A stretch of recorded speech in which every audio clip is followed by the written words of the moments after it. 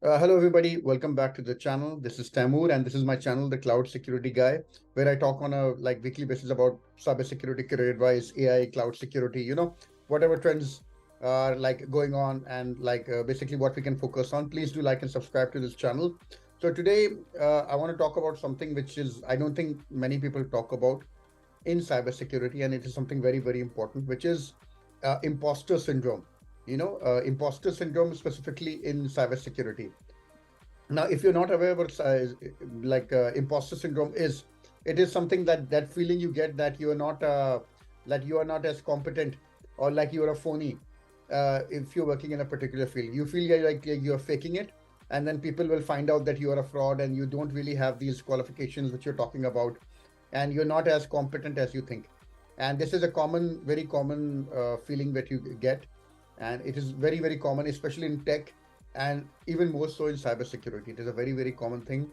So this is what I want to talk about. Now, starting out, cybersecurity is tough, right? It is a very tough field. No way to escape it. It has very good career paths and job satisfaction, but this is not a field which is designed for every person, right? So burnout and stress, they're very common, especially if you're in fields like incident response, where there's a very high level of stress. So that is why a lot of people sometimes they get this imposter syndrome, where they feel that they don't deserve their achievements, and the people that are thinking they're qualified, they're wrong, and they're like a fraud and phony, and they're going to get discovered out, right? And this can be a very very like a big problem in your career. You can get like very anxious, you get very a lot of stress.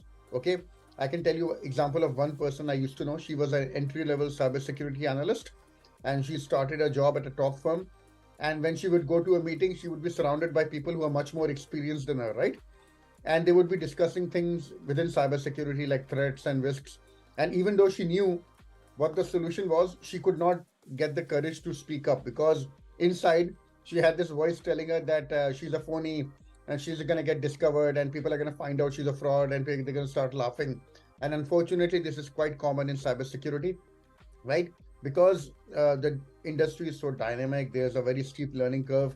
A lot of professionals feel they're overwhelmed, and they struggle with these feelings of being a fake. Okay, so the good news is there are ways to combat it. And like when I talk to people, I always try to give advice, and there are three ways you can actually just keep these in mind, and hopefully this will help you out, right?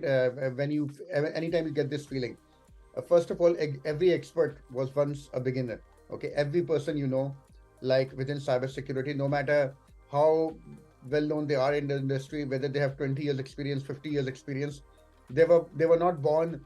When they were baby, they did not know about malware analysis and quantum encryption, right? All of them were beginners, and all of them made stupid mistakes, but they used those mistakes to learn and improve themselves. So once you understand this, that you won't feel as intimidated when you're talking to the group CISO or the head of incident response, right? Remember that they started out in a position similar to yours. I started out as a few years back. I took on a position as head of cloud security in the UAE. I did not know much about cloud security, and I had to learn from scratch. I made a lot of stupid mistakes along the way, right? But those mistakes I used to help myself, right? So uh, being a beginner is nothing bad. Like if you don't know about something, just be honest about it. I don't know, I'm starting out. Okay, don't be shy about the fact that you're beginning out. Okay, you're starting out in this, right? Number two thing which you need to remember is that learning never stops in cybersecurity. Cybersecurity is a massive field. Anybody who tells you they know everything about cybersecurity is either he's ignorant or he's a liar. Okay, nobody was talking about AI security that much around 13 to 15 months back, right? 1 year back. Big, but so believe me, these the field changes so very very fast, right? So no one person knows everything there is to know about cybersecurity. So you should strive to be the best in the field, but you should know you will always be learning and upskilling. And the more you adapt to changes, the more confident you will become. So, okay, so if you feel you do not know a particular thing, that's good. That means you're being honest, and you can learn this, and the learning will never ever stop. Okay, and lastly, and this is very important, you should embrace your unique perspective, the unique perspective you bought, at the unique things. People feel sometimes that, oh, the what I'm saying, and nobody's going to take this importance. I don't have this experience. I don't have this background. Every person has a unique background, right? I know a guy who went from finance to cybersecurity, and first year it was a nightmare because he did not know how to fit. And everybody was very tech savvy.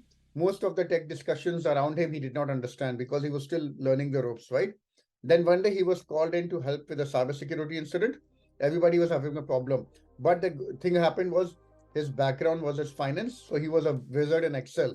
He was able to dump everything into Excel, run some, the formula is, make some graphs and all that, and he was able to visualize the data, and that data proved the key to solving the incident. So it was not his cybersecurity knowledge; it was his knowledge in finance and Excel. And what I'm trying to tell you is every person has something unique which they bring to the table. So just find out what is your strength, and I guarantee people will be coming to you for help. Okay, so this is, guys, a brief video I just wanted to talk about because I don't think enough people talk about this. And imposter syndrome is very dangerous. It can leave people very anxious, and they become what happens is they become scared about talking out in meetings, and then people get a impression about them that they don't contribute and they're not speaking. So try to conquer this fear using the tips which I've told you about. I hope this was useful to you guys. Please do like and subscribe to this channel if you want similar videos like this. Thank you very much, and I'll see you in the next video. Thank you.